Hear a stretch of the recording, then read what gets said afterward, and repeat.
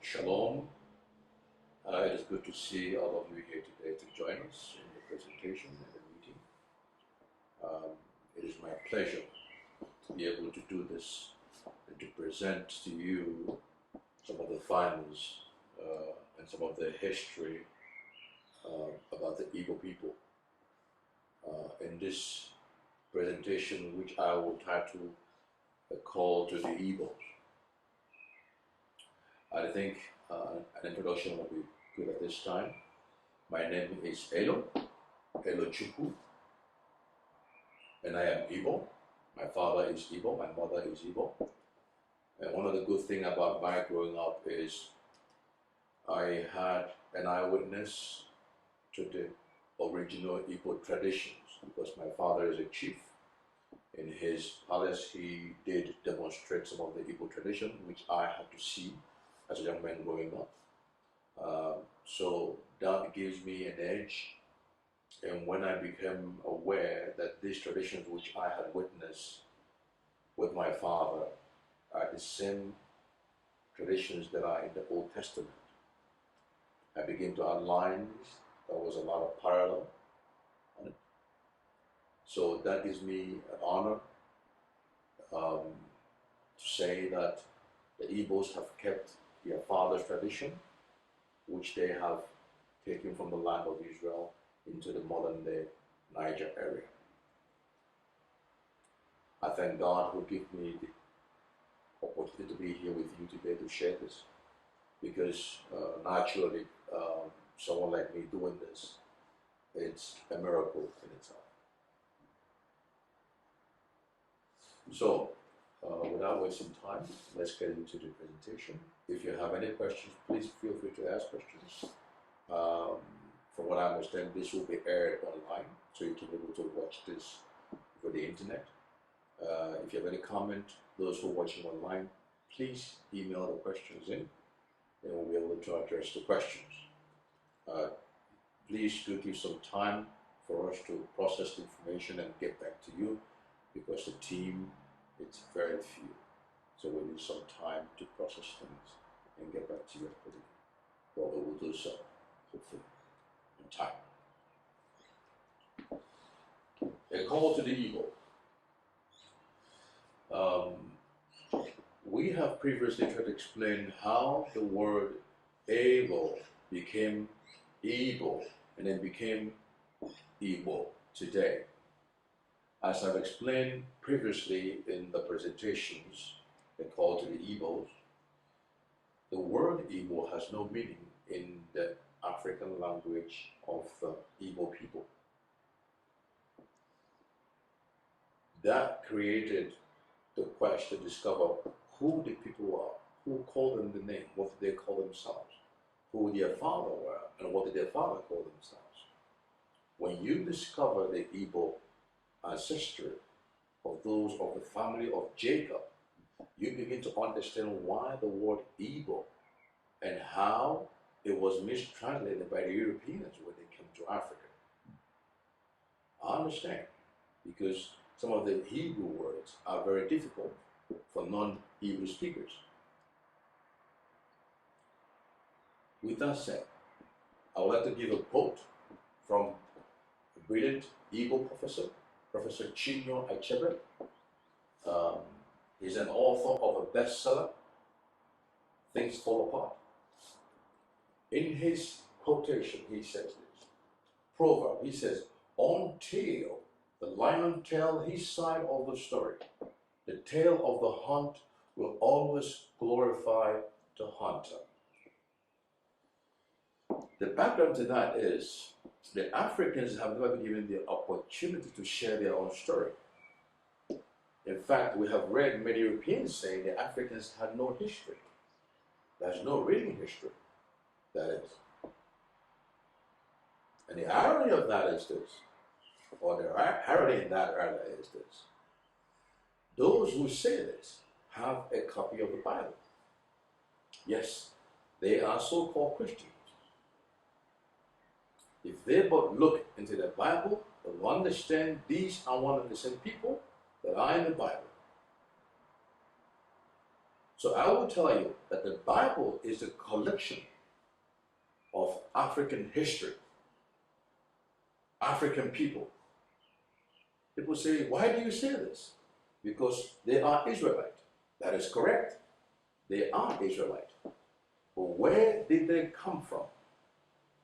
They came as a nation out of Pharaoh, Egypt, which is an African nation.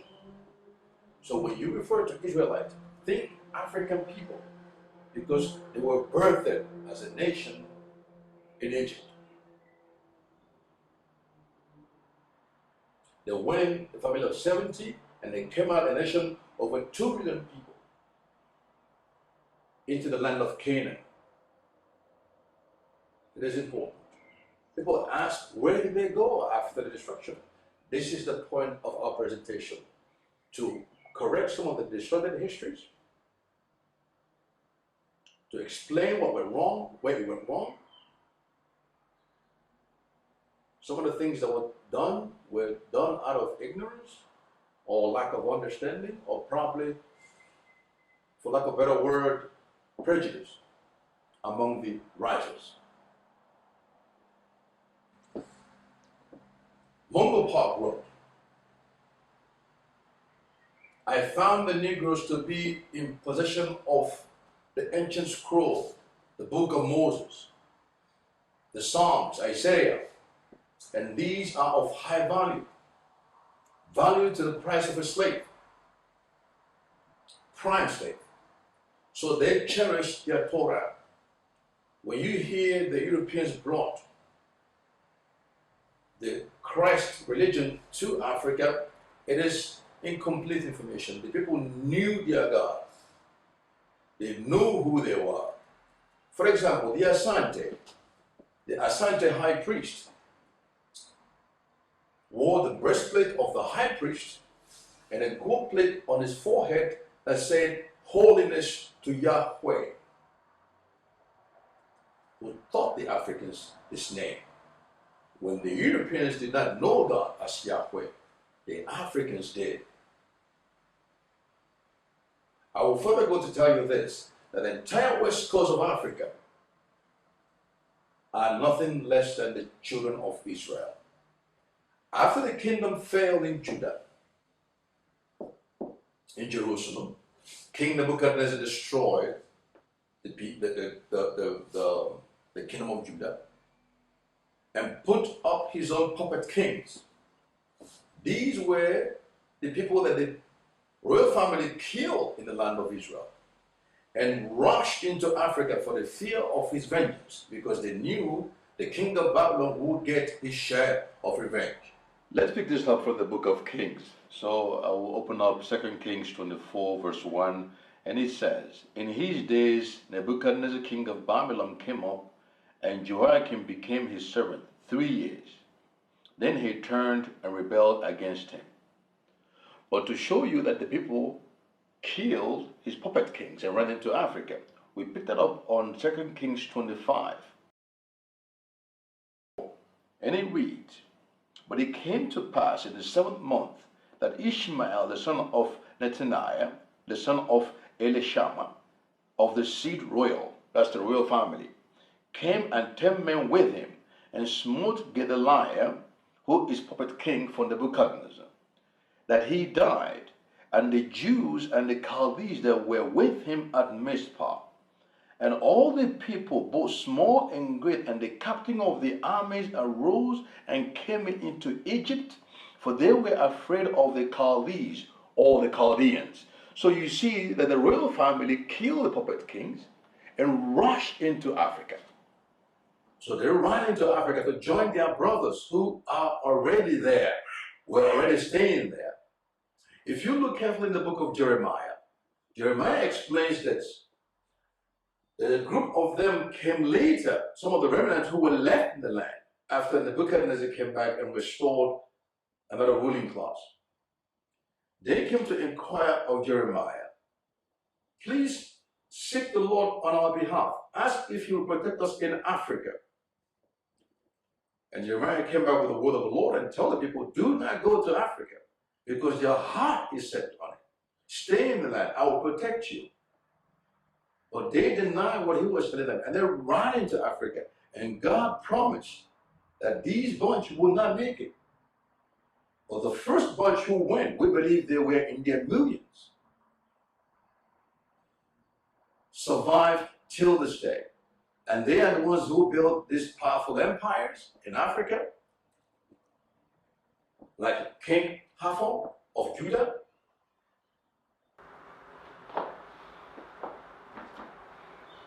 Let's go to Judah for a minute. King Hafon had about 44 wives. Solomon had about 1,000 of them. You see, it's an African thing. Even today, people are there are men who have 30 to 40 wives. I don't see Europeans doing that. No, they don't do that. I'll make a small joke. When somebody asked me, you are Igbo, I said, yes. He said, you don't have a big nose. And I said, were we supposed to have a big nose? If we did, God would have to circumcise the nose. But he did not. Not what you're thinking. King Hafon was a very powerful king in the West Africa, the king of Judah. And he was pro-European. The Portuguese loved him. There was even fight between the Europeans who would trade with this king because he was famous. He was very wealthy. Before 1884, before Africa was torn into pieces and all the name was changed, these powerful kings were ruling people. Even the emperor of Asante, the king of Asante, very wealthy king. These are ancient Israelite families. The history of Africa has not been told yet because it holds a lot of power to the truth. Be it for political reasons, be it for religious reasons, I don't know. But it has not been told. As I said earlier, the proverb from Prophet Chinua Achebe, until the lion can tell his story, the glory of the hunt will glorify the hunter. When King Dahomey, king of Dahomey, Ajada, conquered Judah, he annexed Hafon. Now what you don't know is Dahomey is also an Israelite kingdom. So they did not kill the people. They only absorbed the people into their power. They were expanding their kingdoms. So the people remain in the land till this day. Even the capital in Benin is still called Oida, which is the French name for Judah. In Cameroon, it's called Yaoundé. The kingdom of Judah, which the Portuguese changed its name to call Ayuda. The French called Huaida or Oida. So when you hear these names, Huaida, Oida, Judah, Ayuda, they are the same people. The kingdom of Judah in West Africa. About the Igbos are a mixed tribe. We understand today that most family among the Igbos are the God family. Because Eri and his brothers moved to the River Niger area and settled there. Eri built an altar, 12-stone altar, and called upon the name of the Lord, Yahweh. And then settled with his brothers. The question I always get is this: why did Eri not call the Igbos Gadites? Well, it's important to understand. They did not move alone. He moved with all the tribes because there was commingling. Remember when I said, when the kingdom fell, there was commingling of the tribes. There was a northern kingdom, there was a southern kingdom. But the people who commingled knew where they come from. They knew their ancestor. But the common name for them will be Ebeo people. One more point you have to understand is this. The ancient Israelites did not call themselves Israelites.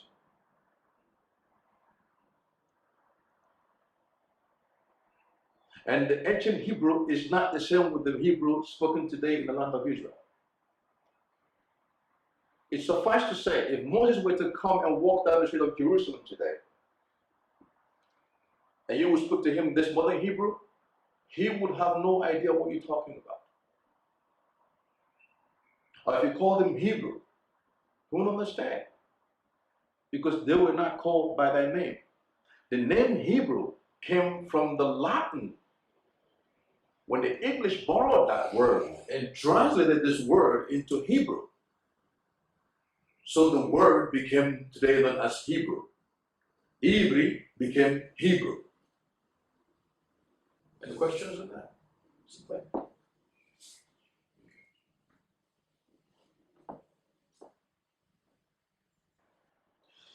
Ancient Hebrew writings. When they discovered the Qumran scroll, you can see very clearly that the ancient Hebrew is very different from the Hebrew that is written today. So the Bible was written differently from that which is spoken today. When Christ was on the earth, the common language was Greek for the people.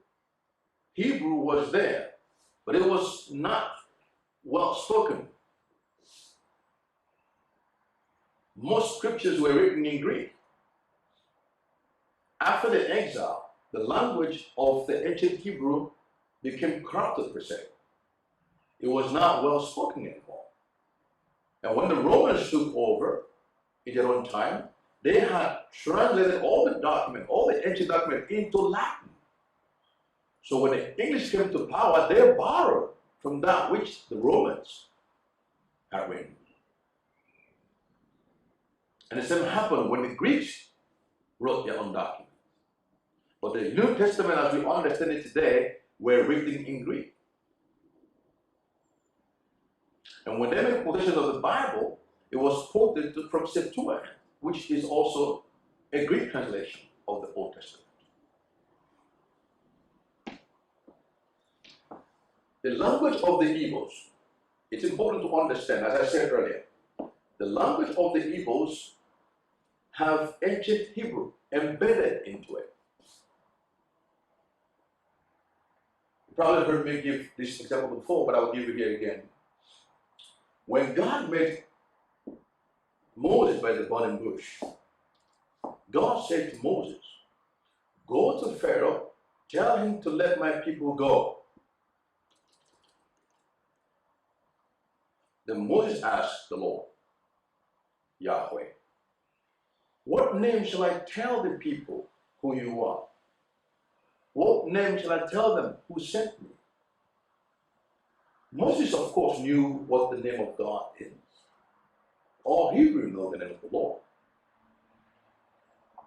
But he was asking for a name to tell the people because they've been praying to God for many, many years without any response. But this time he responded. But to convince the people that he's one and the same God, the God of their fathers, Abiama, Ishaku, and Ikobi. These are the Igbo names for these patriarchs. Today they are called Abraham, Isaac, and Jacob. Please bear in mind, J was not in the ancient scriptures. It is a much later alphabet that was added. So Jacob would not have been the right word. And that also goes for the name of God, which is called Jehovah today. Jehovah could not be the name of God because J was not in the time of ancient scriptures. Then God told Moses, I am that I am. Tell the children of Israel that I am sent you. Now the Hebrew of that is this. I am that I am in Hebrew is Ahaya Shah Ahaya. In Igbo language today, Ahaya is the same word for his name. There are more examples like this that can be cataloged. So I believe that the ancient Hebrew is preserved in the modern Igbo language that is spoken today in the land of Nigeria. I will give an example. There was an author who wrote a book, Oluda Ikwano. They know him as Olauda Ikwano. But he told you what his name meant in Igbo, so we know it's Oluda Ikwano. He wrote the bestseller, The Interesting Narrative of Olauda Ikwano. And he explained that he was born in the land of the Ebeo, a land called Ebeo, in 1745. And if you look through the slave documents, they refer to the people as Hebel or Abel. So they were still quite close. Why Abel or Hebel? If you understand the common ancestor of the Israelite, of ancient Israelite, is Ebed or Heber. The people call themselves after this ancestor, Hebel, as in plural, the people, which is some word Igbo means. Igbo means the people. They say Ndibo, when, Yah, and Yah is the name of God. So when they say Igbo when, the word they respond with, Yah, is also the name of God. And also, all Igbo names include those of Maya, Keneya, Tonuya, and Yah is abbreviation for God's name, Yahweh. Remember, Judah, Yahudah. This is also a part of God's name embedded in the people's name. And God also said that the people bear my name.